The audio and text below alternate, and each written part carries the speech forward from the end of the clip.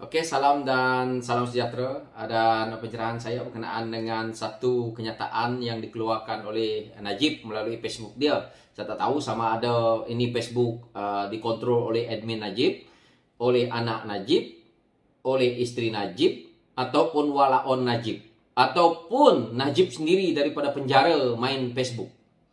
Tetapi kita boleh terima kenyataan ini untuk kita baca kerana ini official account Najib sendiri. Jadi kenyataan yang ada di sini, dia kata selamat kembali PH 2.0, lepas gaduh-gaduh sesama sendiri rebut jawatan PM. Bakal menyusul PM 10, 11, 12 dan 13 selepas PRU ke-15. Kerajaan tak stabil, ekonomi terjajah selama 5 tahun lagi. Keadaan serupa selepas PRU ke-14. Pimai-pimai tangtu. Itu yang saya baca daripada Facebook Najib ini. Dan banyaklah komen-komen di situ yang mana merasakan bahawa kenyataan ini adalah tepat. Tetapi saya melihat bahawa ini adalah cara politik UMNO Barisan Nasional untuk menyerang Pakatan Harapan ataupun pihak pembangkang daripada dulu lagi. So, saya tidak heran sangat, tetapi saya kecewa sebagai seorang tokoh seperti Najib nih, ataupun admin Najib, ataupun mereka yang berada di dalam parti seperti UMNO nih, yang sepatutnya mereka melihat ke arah pembangunan, ke arah bagaimana nak mereformkan apa yang berlaku ataupun melibatkan ekonomi negara ini, bukan menyerang pihak pembangkang dengan modal politik lapuk seperti ini. Kalau kita lihat kenyataan ini, sebenarnya kenyataan yang dikeluarkan ini sebenarnya pada saya sangat tolol lah. Boleh dikatakan bodoh juga, karena lepas gaduh-gaduh sesama sendiri rebut jawatan PM. Sebenarnya yang berlaku dalam kerajaan Pakatan Harapan apabila tumbang adalah yang gaduh-gaduh sesama sendiri rebut jawatan PM itu adalah UMNO dan Bersatu. Kalau kita lihat mereka jatuhkan Tan Sri Muhyiddin Yassin dan akhirnya digantikan oleh pimpinan UMNO. Sebelum Ismail Sabri nak menjadi Perdana Menteri, mereka bergaduh dulu. Zahid nak jadi Perdana Menteri, yang lain-lain juga nak jadi Perdana Menteri. Jadi ini yang berlaku. Yang mana Pakatan Harapan itu tumbang adalah disebabkan oleh orang-orang yang gila kuasa. Termasuk Najib ini sendiri. Orang-orang yang takut nak masuk penjara. Jadi isu yang kita lihat gaduh-gaduh sendiri dalam buat jawatan PM ini adalah berlaku di kalangan orang UMNO. Orang yang saya lihat pimpinan yang paling gila dengan jawatan dan juga PM ini adalah orang UMNO. Orang Barisan Nasional. Dia Barisan Nasional pun tak, orang UMNO. Kerana rata-rata yang jadi PM ni orang UMNO kan. Jadi yang gila kuasa ni orang UMNO. Dia tidak payah nak menceritakan parti lain. Termasuk Najib sendiri. Sebab tu kalau kita lihat nama dia pun dicalonkan. Orang dalam penjara boleh dicalonkan untuk nak jadi wakil rakyat lagi. Nak jadi ahli parlimen. Tak gila itu. Itu namanya dah tahap sangat apa lagi yang kita boleh nak katakan. Kurang cerdik je lah. Saya tak mau cerita lain. Dan dia kata kerajaan tak stabil, ekonomi terjejas selama 5 tahun ni. Saya lihat begini. Sewaktu PH memerintah, kita berusaha untuk mengurangkan beban hutang negara. Yang mana penjimatan telah pun dilakukan oleh PH. Jadi, apabila keadaan ekonomi ini terjejas, apabila kita tahu bahawa waktu mengambil alih kerajaan, PH berdepan dengan hutang negara yang begitu banyak yang dibuat oleh Najib. Hari ini Najib cerita pasal ekonomi, tetapi yang merundumkan ekonomi adalah Najib.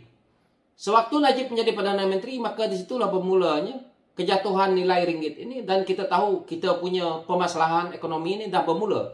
Sebab itu, waktu dia berdebat dengan Anwar Ibrahim, dia tengah-tengah mulut. Nasib lalat tak masuk dalam mulut Najib yang suka membohong orang. Dia kalau berdebat, dia tidak pandai. Dia jadi macam orang tongong. Jadi, apabila dia cuba untuk menspinkan Datuk Seri Anwar Ibrahim yang berdebat dengan dia waktu itu, dan akhirnya dia sendiri terkena batang hidung dia. Sebab tu Anwar cakap, kemelestatan ekonomi yang berada dalam negara ni disebabkan apabila berlakunya skandal 1MDB. Yang mana apabila pelabur ataupun negara luar dah tengok satu perkara yang besar akan berlaku, maka mereka dah awal-awal cabut. Awal-awal tak mau melabur dalam negara, maka ekonomi kita ditambah dengan COVID, itulah awalnya. Jadi apa yang berlaku selepas Pakatan Harapan ambil. Sebab itu kita lihat, apabila Pakatan Harapan menjadi kerajaan, maka menurun kita punya rasuah. Dan akhirnya apabila PN menjadi kerajaan terus naik. Sebab berlaku banyak penyelewengan di situ. Yaitu kalau kita tahu, hari ini jangan kita lupa isu-isu vaksin. Jadi dia nak menyalahkan kerajaan PH. Tetapi kerajaan selepas PH itu banyak kelompangan, walaupun PN ke BN ke. Mereka lah yang menyebabkan perkara-perkara besar ini berlaku.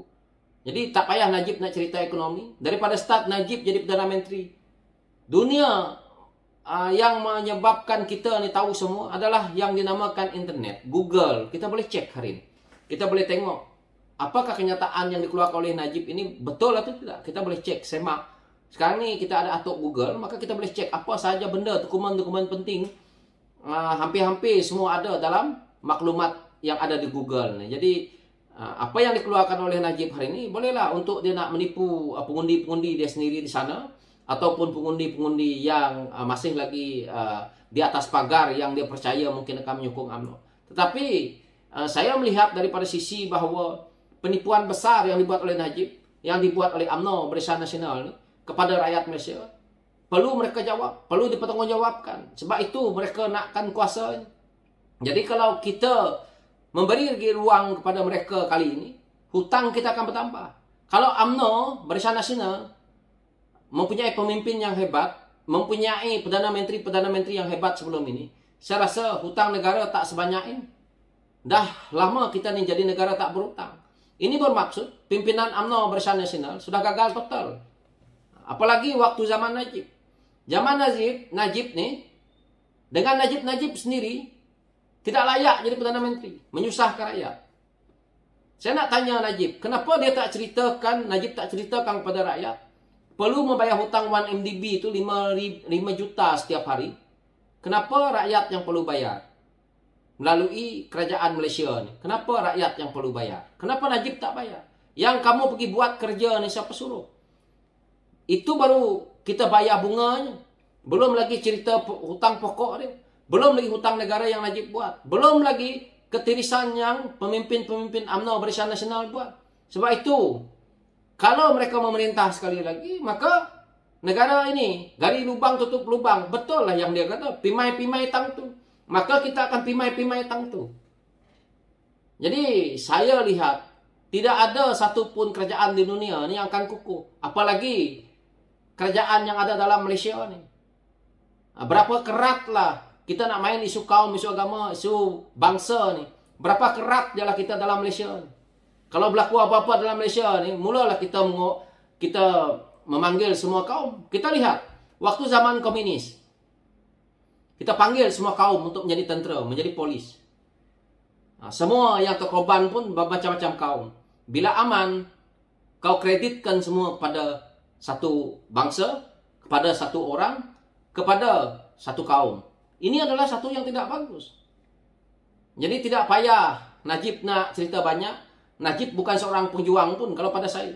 Dia cuma penyonglap duit negara. Jadi itulah dia. Dia anak kayangan, dia mana pernah rasa. Hari ini kau rasa lah macam mana yang rakyat rasa duduk dalam penjara. Jadi perkara-perkara seperti ini saya pun tengok.